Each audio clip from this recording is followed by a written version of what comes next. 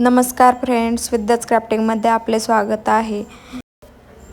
तुम्हालाही गणपती बाप्पांसाठी काहीतरी स्पेशल आणि अट्रॅक्टिव्ह बनवायचे आहे का? तर ही रांगोळी तुमच्यासाठी खूप सुंदर डिझाईन आहे, स्वास्तिक पण सर्कलमध्ये.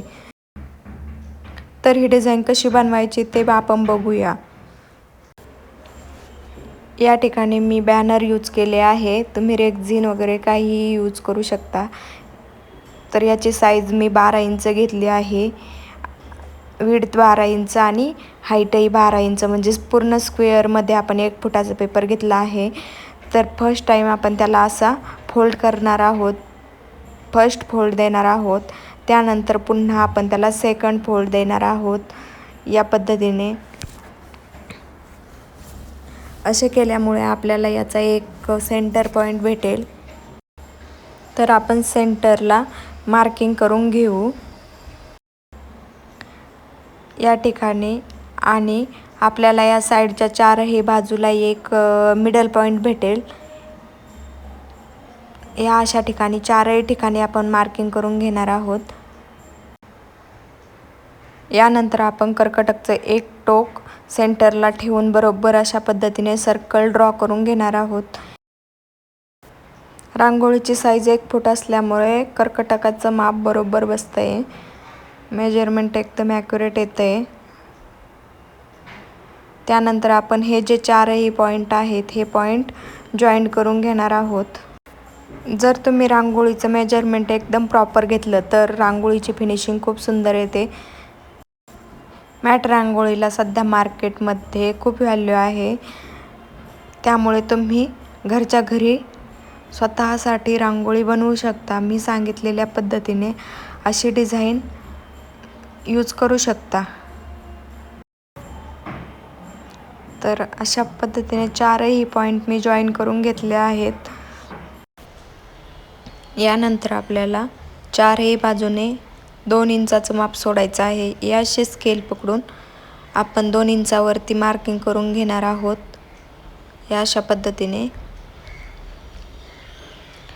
आणि तिथे एक लाईन मारून घेणार आहोत.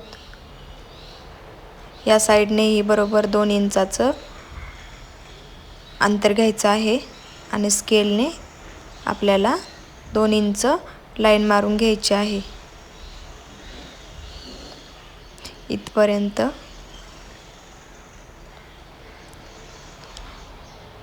तर ह्या दोन्ही लाईन ज्या ठिकाणी जॉईन होतील तो पॉईंट आपल्याला पकडायचा आहे. असं आपण चारही बाजूने करून घेणार आहोत. आणि हे चारही पॉईंट आपल्याला स्केलने जॉईन करून घ्यायचे आहेत. या अशा पद्धतीने नंतर आपल्याला या ठिकाणी या सेंटर पॉईंटपासून अशी स्केल पकडून या पॉईंटपासून तर या पॉईंटपर्यंत स्केल पकडायची आहे आणि ही लाईन मारून घ्यायची आहे. इथपासून इथपर्यंत. पुन्हा या साईडने सेम प्रोसेस. अशी स्केल पकडून आपल्याला एक लाईन मारायची आहे. पुन्हा सेम प्रोसेस.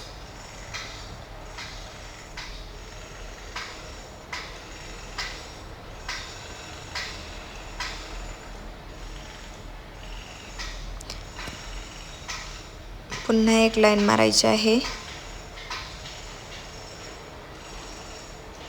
तर या अशा पद्धतीने आपलं जे मधलं स्वास्तिक आहे ते तयार आहे आणि आपली डिझाईनही तयार आहे.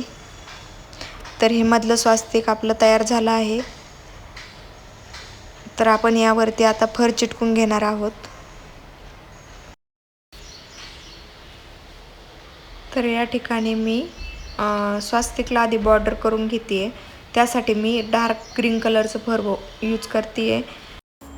बॉर्डरसाठी नेहमी डार्क कलरचाच फर यूज करा, कारण की त्यामुळे आपली रांगोळी एकदम उठून दिसते, ॲट्रॅक्टिव्ह दिसते.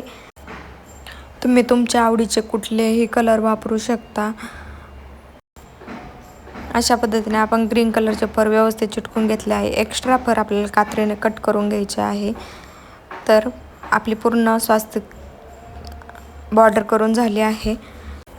यानंतर आपण या ठिकाणी या अशा पद्धतीने लाईट ऑरेंज आणि डार्क ऑरेंज कलर चिटकवून घेणार आहोत। तर या ठिकाणी मी 60 वॅटची ग्लूगन वापरते आहे, तुम्ही कुठलीही वापरू शकता। ऑनलाईन 20 वॅट्स 40 वॅट किंवा 60 वॅट अशी भेटते, त्याच्या ग्लू स्टिकही त्याच्यासोबत भेटतात किंवा सेपरेटही तुम्ही घेऊ शकता। या अशा पद्धतीने व्यवस्थित आपल्याला फर चिटकून घ्यायचे आहेत आणि अगदी सावधगिरीने चिटकवायचे आहे, कारण या ग्लूगनची हीट खूप असते, त्यामुळे हाताला भाजण्याची शक्यता असते। त्यामुळे एकदम व्यवस्थित आणि हळू आपल्याला फर चिटकवायचा आहे आणि हाताने असा दाब देऊन घ्यायचा आहे, कारण दाब दिला तरच तर फर व्यवस्थित प्रॉपर चिटकलं जातं। एक्स्ट्राचं फर आपल्याला कात्रीने कट करून घ्यायचं आहे। त्यानंतर साईडला जे आपण सर्कल बनवले आहेत त्यासाठी बॉर्डरसाठी मी मरून कलर यूज करते आहे। तर आपण मरून कलर व्यवस्थित चिटकवून घेणार आहोत। तुम्ही तुमच्या आवडीचा कुठलाही कलर वापरू शकता। आपण या रांगोळीमध्ये जसे जसे कलरफुल फर चिटकवत जातो तसं रांगोळीला अट्रॅक्टिव्हपणा येतो, खूप सुंदर दिसते।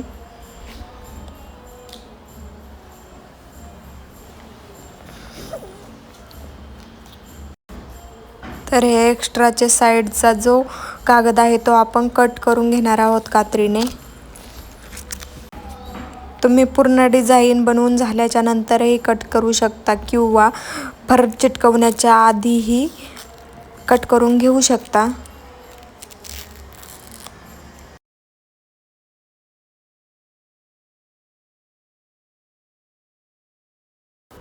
तर मी बनवलेली ही सर्कल स्वास्तिकमधली डिझाईन तुम्हाला कशी वाटली मला कमेंट करून नक्की सांगा आणि तुम्हाला नवीन कुठली डिझाईन शिकायला आवडेल हेही कमेंट करून नक्की सांगा।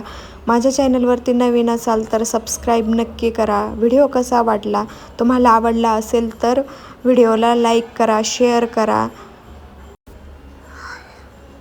मी पुन्हा तुमच्यासाठी अशाच नवीन नवीन डिझाईन आणि DIY घेऊन येईल। थँक्यू।